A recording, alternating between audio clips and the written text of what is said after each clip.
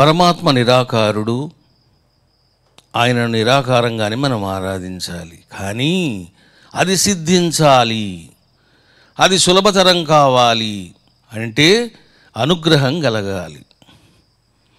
అనుగ్రహం కలగాలంటే చెయ్యవలసినటువంటి అనుష్ఠానం, కర్మ చెయ్యాలి. చూసారా, ఇక్కడనే వచ్చింది సత్కర్మ ఆచరణ. ఎందుకంటే నేను భైరవుణ్ణి, నేను శివుడిని అని చెప్పేసి నువ్వు కాముగా ఉంటున్నావా? ప్రవచనం అయిపోగానే హాయిగా వెళ్ళి టిఫిన్ తింటావు. Why are you eating? నిద్రపోకుండా ఉంటావా? నిద్రపోతావు. అంటే అర్థం ఏమిటిది?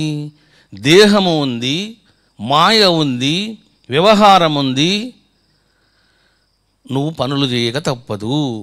అదేవిధంగా నీవు నిరాకార పరమాత్మను పట్టుకోవాలంటే సాకార పరమాత్మను ఉపాసన చెయ్యాలి. ఈ ఉపాసన నిమిత్తమై మనము శ్రావణ మాసంలోను, కార్తీక మాసంలోను, శివరాత్రి నాడు, సంవత్సరానికి ఈ 3 పర్వదినాల్లో మనము ప్రతిష్టలు చేస్తూ ఉంటాం. ఇదిగో 24వ సంవత్సరం వచ్చింది. 24వ సంవత్సరంలో శివరాత్రితో ప్రారంభమవుతుంది మన వ్యవహారం.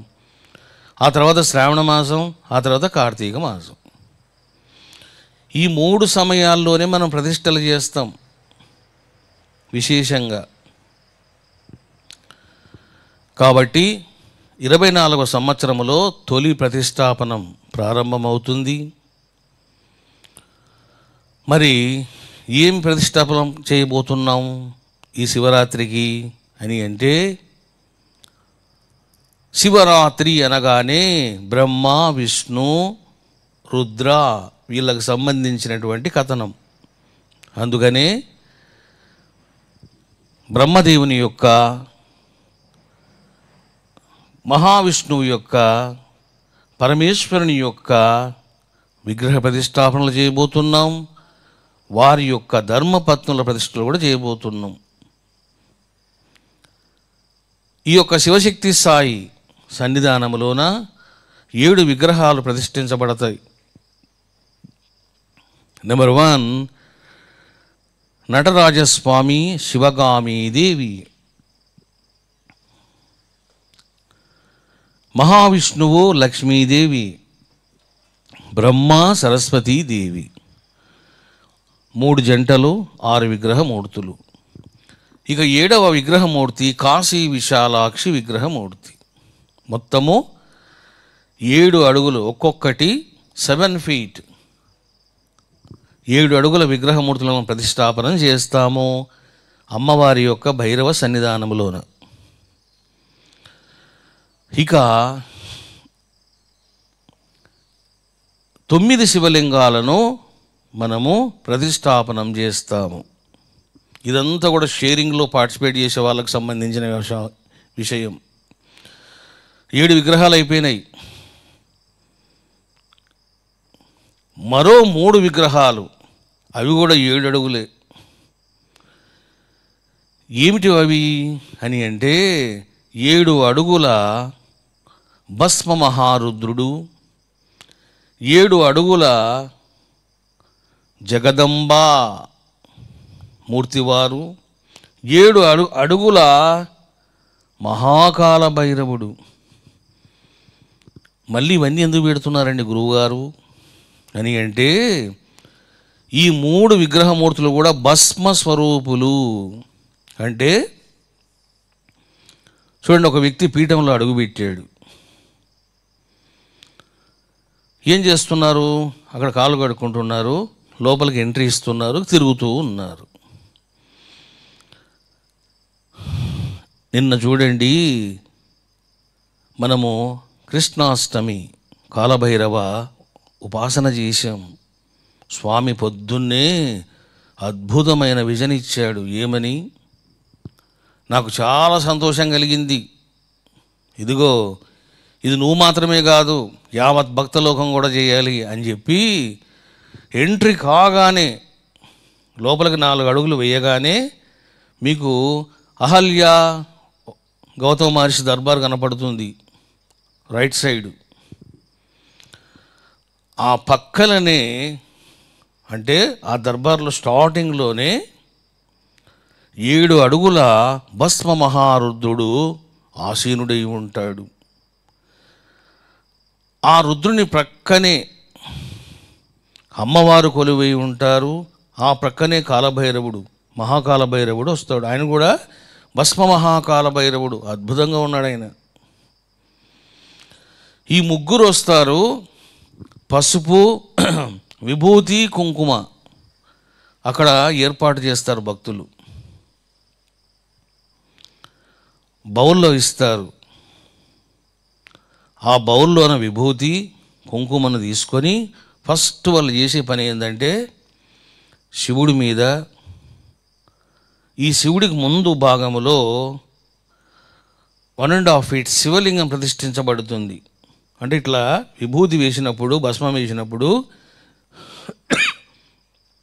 శివలింగం మీద, రుద్రుని మీద పడుతుంది. ఇక రెండవది అమ్మవారు మీద కుంకుమ వేస్తారు. కాలభైరవుని మీద, మహాకాలభైరవుని మీద విభూతిని వేస్తారు.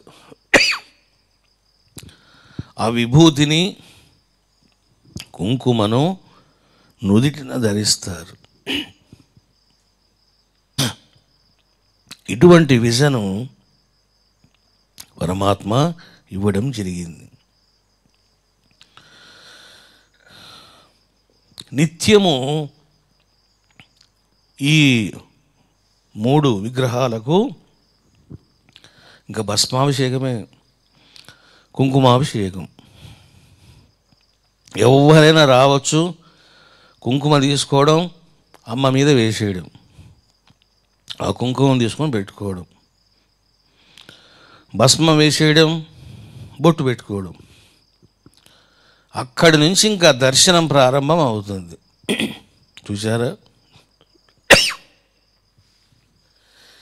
ఏది కూడా కాపీ కొట్టకూడదు. చూడండి, మీరు తిరుపతికి వెళ్ళారనుకోండి, అక్కడ ఏం చేస్తారంటే వాళ్ళు నామాలు పెడతారు. మీరు యాదాద్రికి వెళ్ళండి, నామాలు పెడతారు. కాశీకి వెళ్ళండి, నామాలు పెడతారు. అక్కడ పెడుతున్నారు కదా అని మనం కూడా నామాలు పెట్టకూడదు.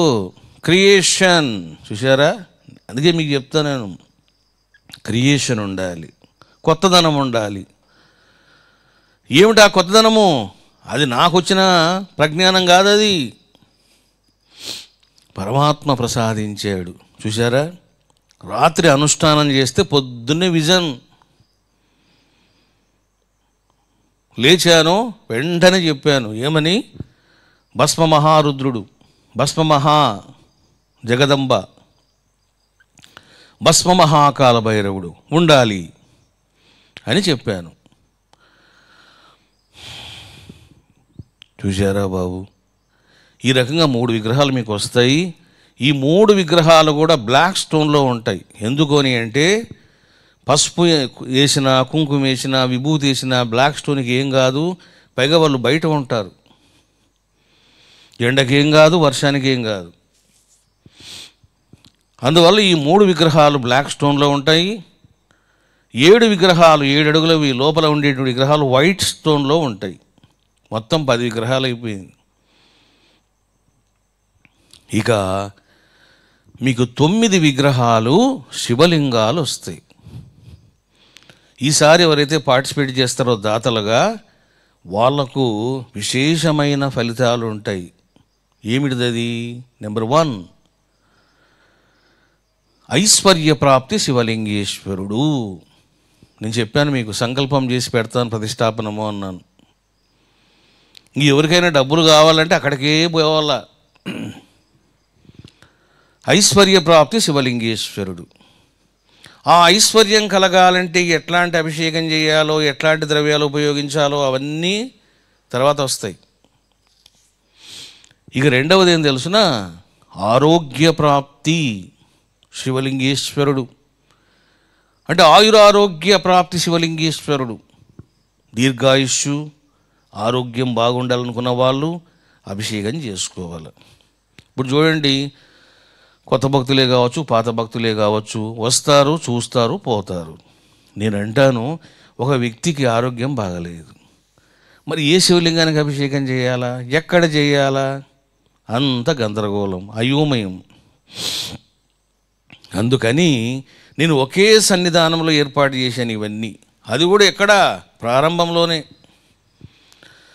ఒక వ్యక్తికి ఆరోగ్యం బాగాలేదు, ఇగో ద్రవ్యం తీసుకోవడం, స్వామికి అభిషేకం చేయడం. స్వామి నాకు ఆరోగ్యాన్ని ప్రసాదించండి, దీర్ఘాయుషును ప్రసాదించండి అని ప్రార్థన చేయడం. అది రెండో శివలింగం. మూడో శివలింగం ఏమిటిది? కష్ట నష్ట దుఃఖ విఘ్న నివారణ శివలింగేశ్వరుడు. కష్టాలుంటాయి, నష్టాలుంటాయి, బాధలుంటాయి, విఘ్నాలు వస్తూ ఉంటాయి. ఇట్లాంటి వాళ్ళందరూ కష్ట నష్ట దుఃఖ విఘ్న నివారణ శివలింగేశ్వరుని చేసుకోవాలి. ఇది మూడవ శివలింగం. ఇక నాలుగవ శివలింగం ఇష్టకామ్య సిద్ధి. మరి ఏదో కోరిక ఉంటుంది, అది తీరదు, లేట్ అవుతూ ఉంటుంది. అట్లాంటి వాళ్ళు ఏం చేయాలి? ఇష్టకామ్య సిద్ధి శివలింగేశ్వరునికి అభిషేకం చేసుకోవాలి. ఇది నాలుగో లింగం. ఇక ఐదవ లింగము సర్వదోష సర్వపాప నివారణ శివలింగం. మనం ఎన్నో తప్పులు చేస్తూ ఉంటాం, ఎన్నో అపరాధాలు చేస్తూ ఉంటాం, అవన్నీ దోషాలు అవుతాయి. ఎన్నో పాపాలు చేస్తూ ఉంటాం, అవన్నీ దోషాలు అవుతాయి. సర్వదోష సర్వపాప నివారణ శివలింగం ఐదో శివలింగం. ఆరవది దుష్టపీడ శత్రు వినాశన శివలింగం. ఇప్పుడు ఎవరి వలనో బాధపడుతూ ఉంటారు, ఇదిగో అభిషేకం చేయలను స్వామి, ఈ దుర్మార్గం వల్ల నేను బాధపడుతూ ఉన్నా, ఈ పీడ నుంచి నన్ను తొలగించు, ఈ శత్రువుకు బుద్ధి చెప్పు, గుణపాఠం చెప్పు, నా అభిషేకం చేయాలి. ఇది ఆరవ శివలింగం. ఇక ఏడవ శివలింగము ఏమిటిది అని అంటే మోక్ష శివలింగం. మరి ఎంతసేపు ప్రాపంచ కోరికలైనా మోక్ష ప్రాప్తి శివలింగేశ్వరుడు.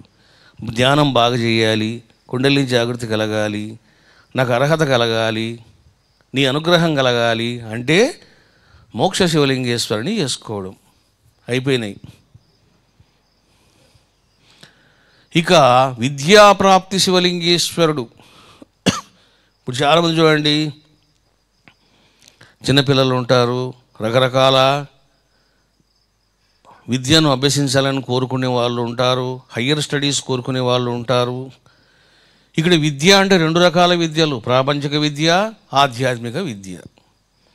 కాబట్టి విద్యాప్రాప్తిని ప్రసాదించేటువంటి శివలింగేశ్వరుడు. ఇదిగో మీకు ఇవన్నీ సత్ఫలితములు కలుగుతాయి. వీళ్ళ మధ్యలో తర్వాత తొమ్మిదవ శివలింగం ఏమిటిది అంటే భస్మ శివలింగేశ్వరుడు. భస్మ శివలింగేశ్వరుడు ఏం చేస్తాడంటే, భస్మము అంటే వైరాగ్య స్వరూపుడు, శుభంకరుడు, ఐశ్వర్య ప్రదాయకుడు. ఈ 9 రకాల ఫలితాలు మీకు కలుగుతాయి. 10 + 9 19. ఈ 9 విగ్రహాల మధ్యలో ఈ సన్నిధానంలోన విజయదుర్గా అమ్మవారు వస్తారు. 4.5 feet బ్లాక్ స్టోన్ విజయదుర్గా మహాదేవి. ఎందుకు పెట్టాను ఏమన్నా అంటే, ఇంకా ఎవరికైనా కోర్టు కేసులు ఉన్నాయి, గొడవలు పడుతూ ఉన్నారు, డబ్బులు ఇవ్వడం లేదు, ఇట్లా రకరకాల సమస్యలు ఉంటాయి అంటే, నీ శత్రువు మీద విజయం నీకు కలగాలి అని అంటే విజయదుర్గాదేవిని ఆరాధించాలి. కాబట్టి అమ్మవారు ఇలా ఉండి 4 శివలింగాలు అటు 4 శివలింగాలు ఇటు వస్తాయి. 8 + 1 అది. ఇంకో శివలింగము మహారుద్రుని దగ్గర ఉంటుంది. అంటే టోటల్గా 9 శివలింగాలు. విజయదుర్గాదేవి వచ్చారు అంటే మొత్తం ఇక్కడ దాకా మీకు 20 అయినాయి లెక్క. టోటల్గా మీకు 9 శివలింగాలు, ఒక సాకారమూర్తి, 10 + ఒక 10 20 అయిపోయినాయి. ఇంకెవరు వస్తారండి బాబు అని అంటే, ఇగో విఘ్నాలు తొలగించడానికి గణపతి స్వామివారు బ్లాక్ స్టోన్లో 4.5 feet. నీకు డబ్బులు కలిగించడానికి సాకారమూర్తి లక్ష్మీదేవి. ఇక సంతానము, నాగదోష నివారణము, సర్పకాల దోష నివారణకై జంట నాగుల విగ్రహము, సుబ్రహ్మణ్య స్వామి వారి విగ్రహము, ఇవన్నీ కూడా 4.5 బ్లాక్ స్టోన్లో ఉంటాయి. టోటల్గా మీకు ఎన్ని వచ్చినాయి విగ్రహాలు? 24 విగ్రహాలు వచ్చినాయి. ఈ 24 విగ్రహదాతలుగా మీరు శివరాత్రి పర్వదినములో సత్కర్మానుష్ఠానం చేయబోతారు. మార్చి 2వ తారీఖు నాడు కార్యక్రమం ప్రారంభమవుతుంది. 6వ తారీఖు నాటికల్లా ప్రోగ్రాం కంప్లీట్ అవుతుంది. 7వ తారీఖు నాడు అలంకారాలు ఇవన్నీ చూపిస్తారు, ఒక హాఫ్ డే. ఇక హాఫ్ డే రెస్ట్ తీసుకొని 8th నాడు శివరాత్రి.